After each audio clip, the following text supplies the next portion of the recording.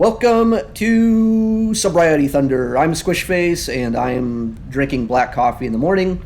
And this is going to be a video. This is going to replace Beer Thunder because I'm not going to drink the beer to do this video because I want to be able to like drink and just, drink and have fun with it and not drink and then have to do commentary. So that means that you get sober Squish today. We're adding a little bit of variety, and speaking of variety, this is a video that features War Thunder footage but has absolutely nothing to do with War Thunder because as time has gone on, as I have gotten better at Sim, as I've played more Sim, I'm not necessarily burnt out, but I'm lacking situations and motivation to kind of like advertise the game because the player base is lower now, covering World War II stuff, especially how to play World War II planes. I've already done it multiple times.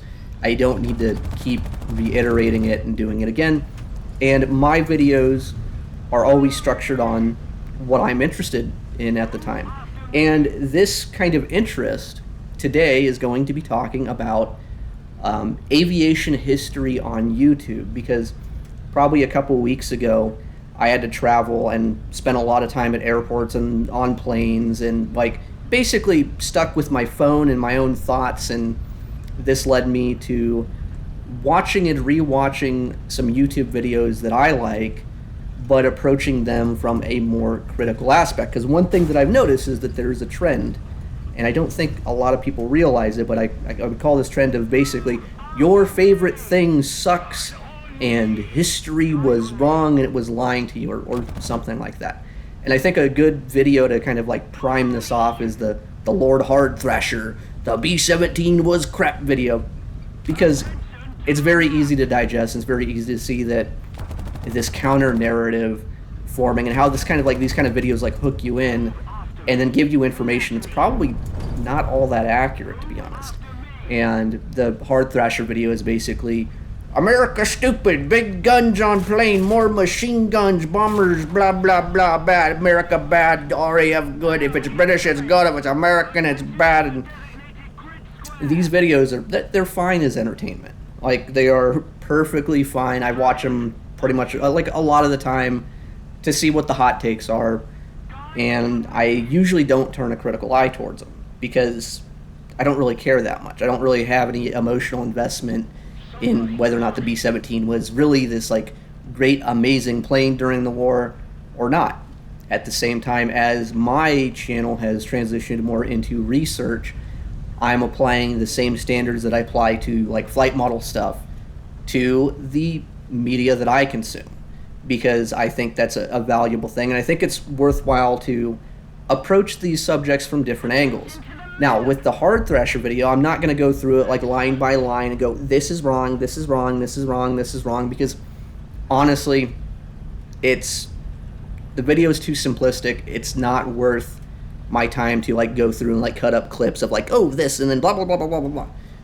I don't think that's really effective. One of the things, though, that did stand out, and this is kind of what set me down this path of evaluating YouTube aviation history, is this comment here. And basically this comment here is one that's pinned under the video, where he makes some claims. And kind of the claims that he makes are to the effect that the RAF's nighttime bombing accuracy was more accurate or as accurate as the Army Air Force's daytime bombing accuracy, and the RAF did the majority of the bombing by like orders of magnitude. There's also some other stuff to unpack too, like the Lancaster being just as durable as the B-17 and whatnot, and that's another rabbit hole that I could go down. But while I was on a plane, just on airplane Wi-Fi, I was able to kind of research these claims, because when you look at something like this, I look at something like this and go, does it actually make sense? Why does he believe that? What sources out there suggest this is true? And there is one that I found that does suggest that there's some truth-iness to it. It's not true, but there's some truth to it. And the document that I'm sourcing is a Royal Air Force document that was written after the war that kind of evaluates the whole entire bomber offensive, strategic bombing initiative, whatever you want to call it. And on one of the pages, there's these two charts, and these charts quantify the accuracy of the Army Air Force's bombing and the RAF's bombing. And if you look at the charts and you just ignore the headers and you look at the percentages, the RAF bombing accuracy technically spikes up higher than the American Air Force bombing accuracy. And you might think, wow, this actually proves that the narrative that the RAF was inaccurately bombing targets at night and just doing area bombing of cities is wrong, and that the Army Air Force was not doing precision bombing. That's wrong.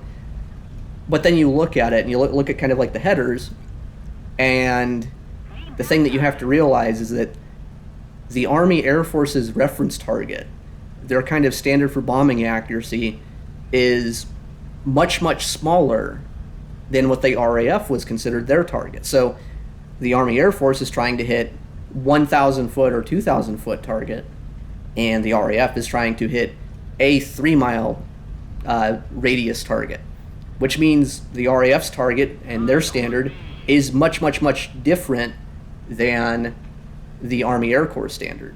So this kind of idea that they were more accurate doesn't really seem to hold up at all. It didn't really take a lot of effort to figure this out. And kind of continuing on with that too, is the same document quantifies all of the tonnages of bombs dropped in Europe during the war by the 8th Air Force RAF Bomber Command and I think it's the 12th Air Force, it might be the 15th. I don't have the document like sitting here right in front of me. I think it's 12th, might be 15th. Pretty sure it's 12th. It's going to be on the screen anyways. I'm going to put it up here and you guys can read it.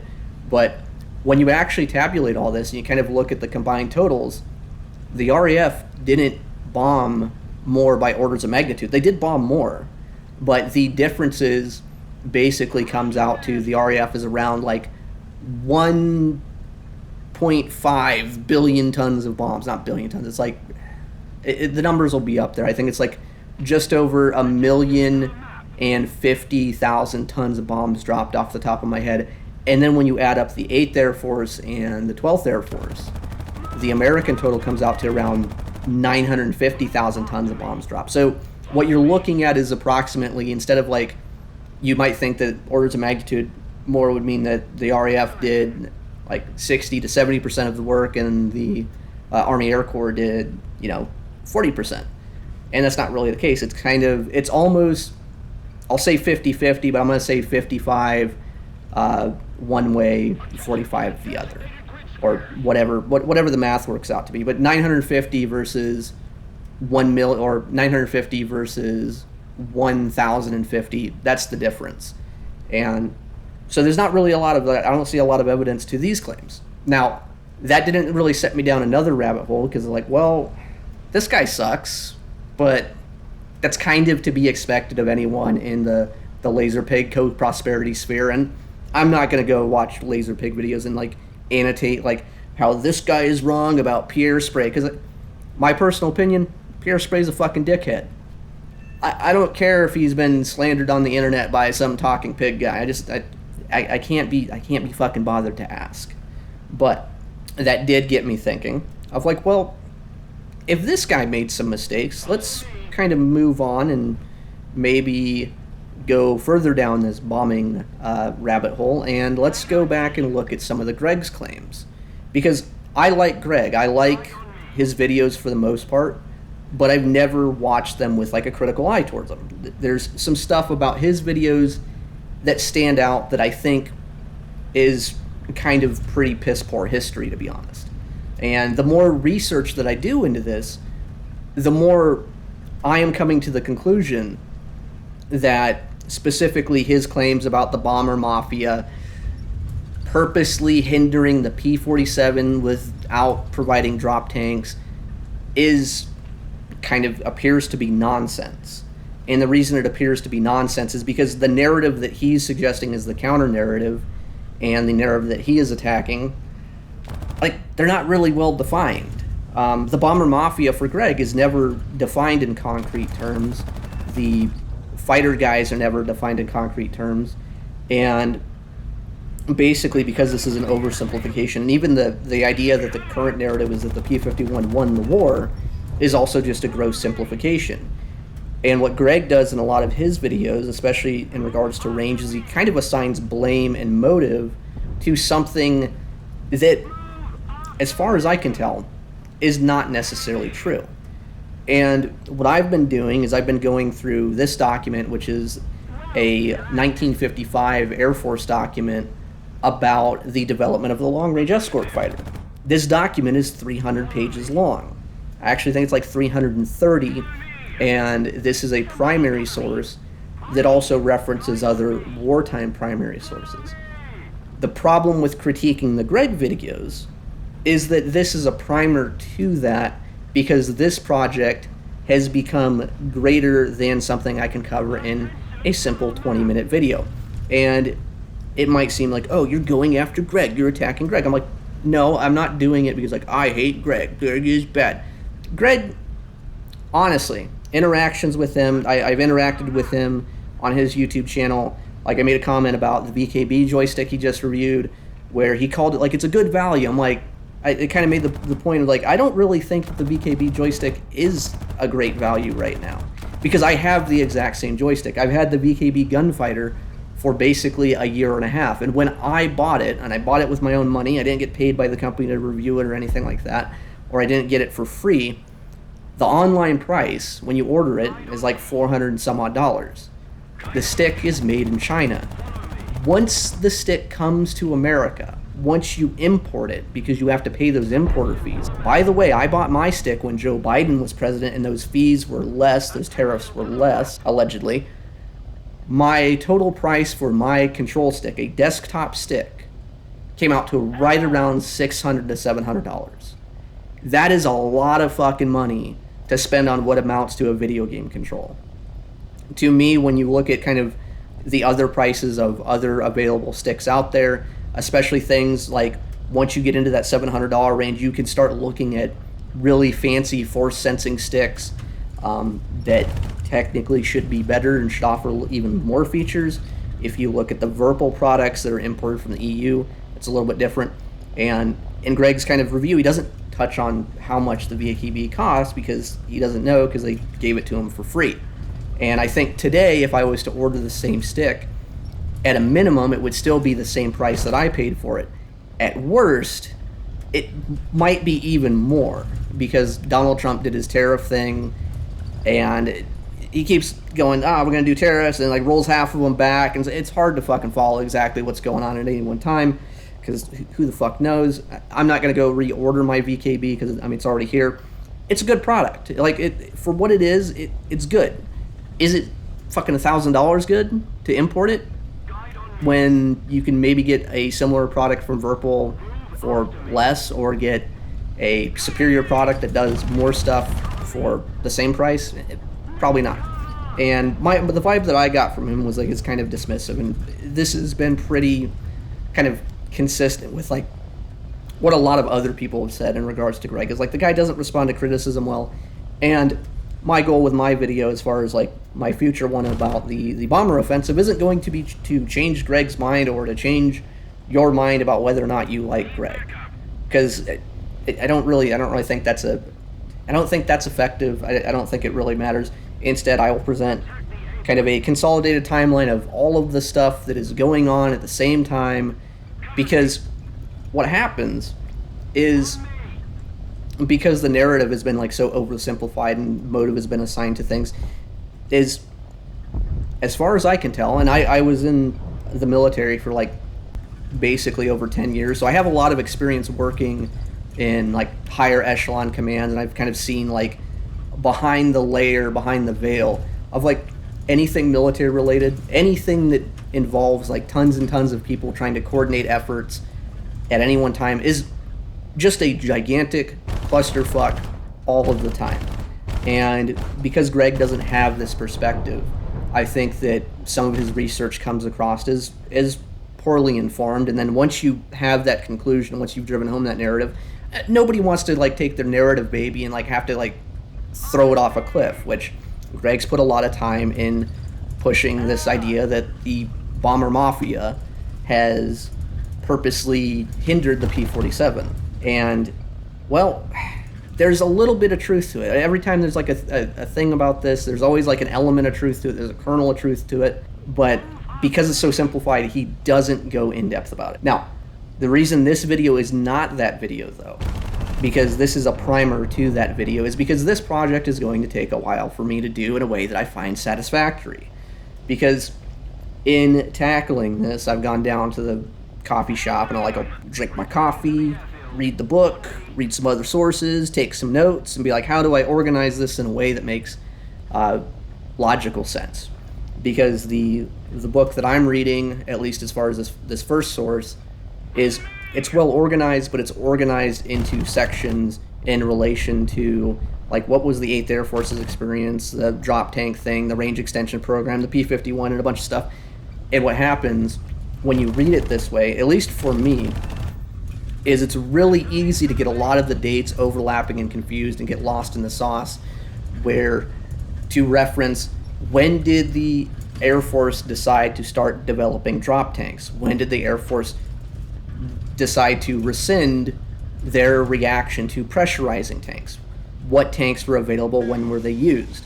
That kind of thing is really hard to reconcile with when did they think that the YB-70 or the B-17 with all the guns on it was a good idea versus when it was a bad idea.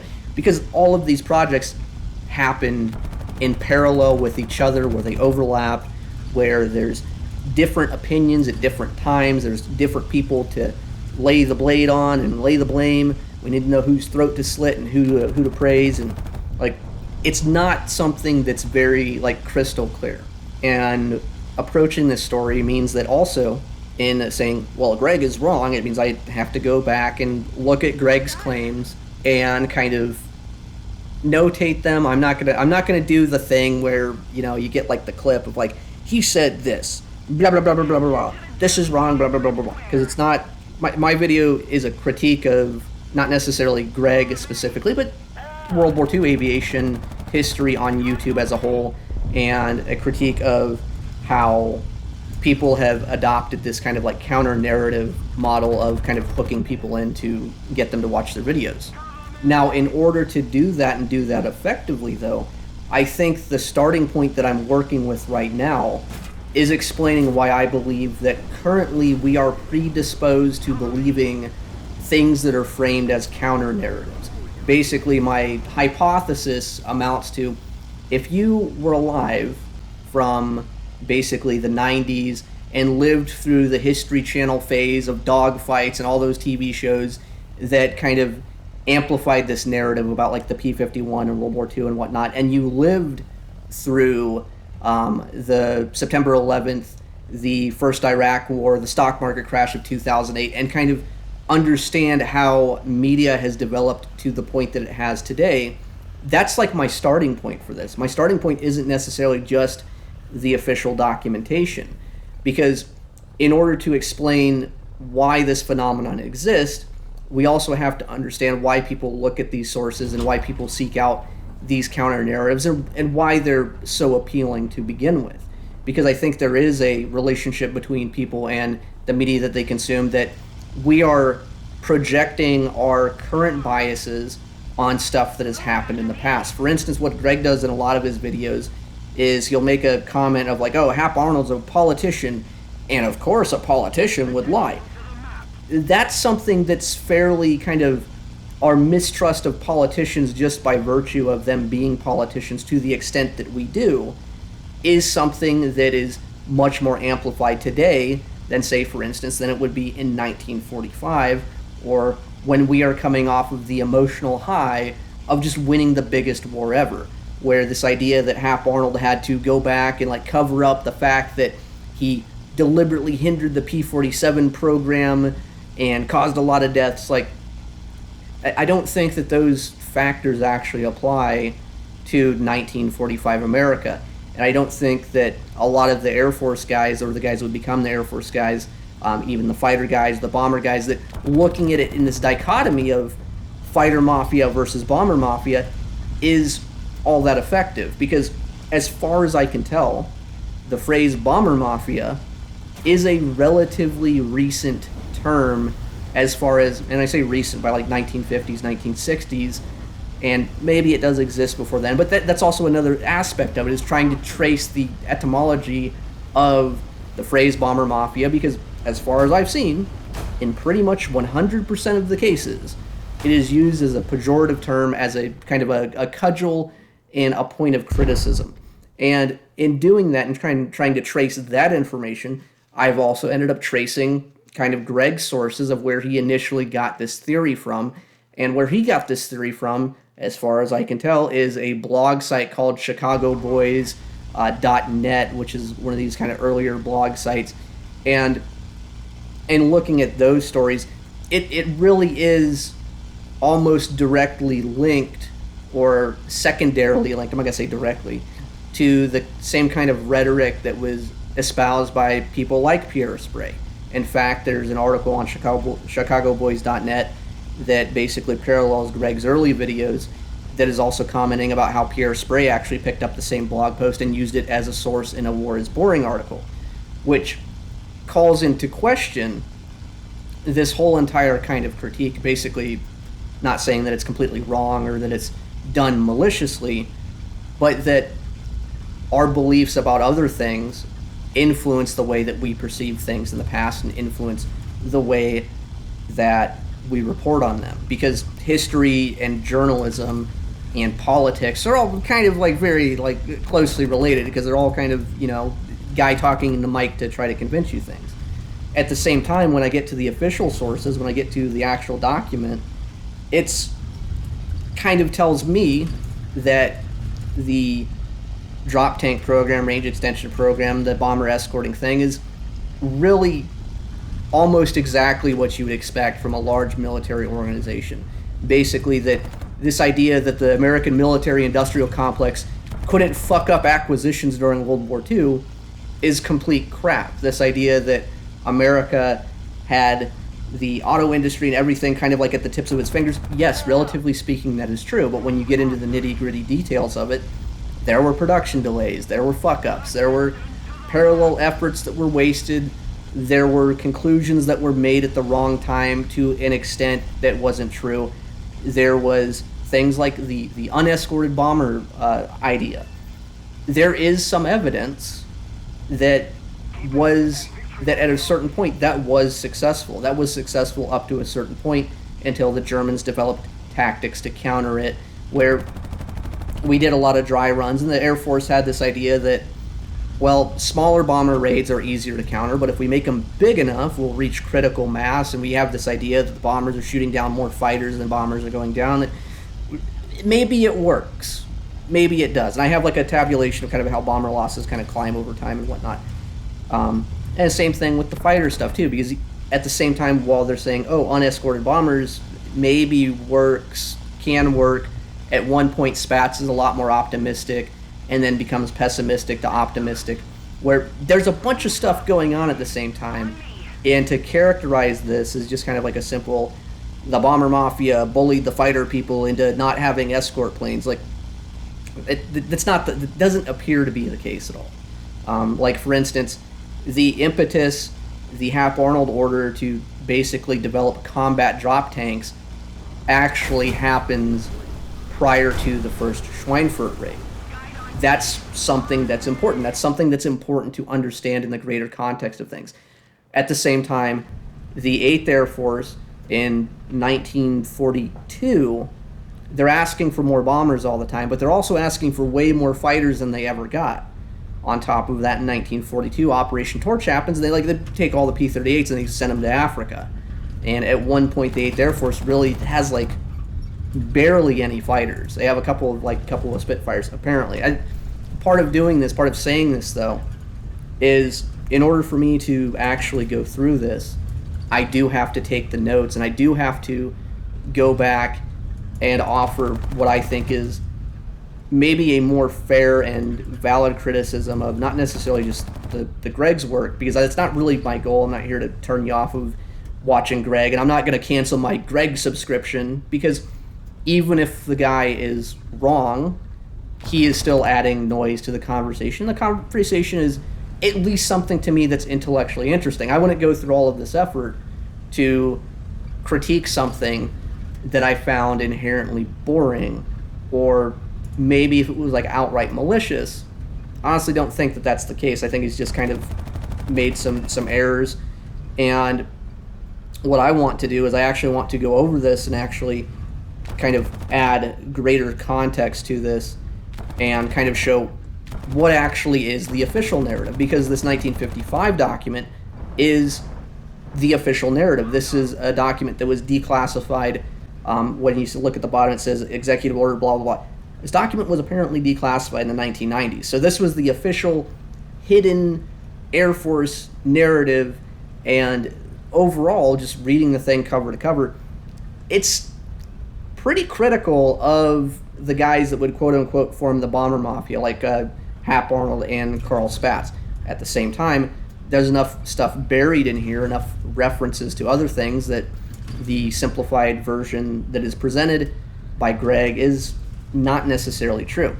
Anyways, that's my video. That's my primer to a future series that, depending on how motivated I get, I'm going to continue working on it and then come back to it. Anyways, I hope you guys enjoyed it. Have a good day. Like, subscribe, or unsubscribe because I'm critiquing your favorite YouTuber and variety of YouTube history.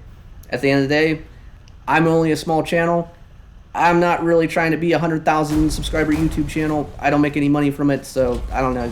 Leave me hate comments and I'll fight you in the boards.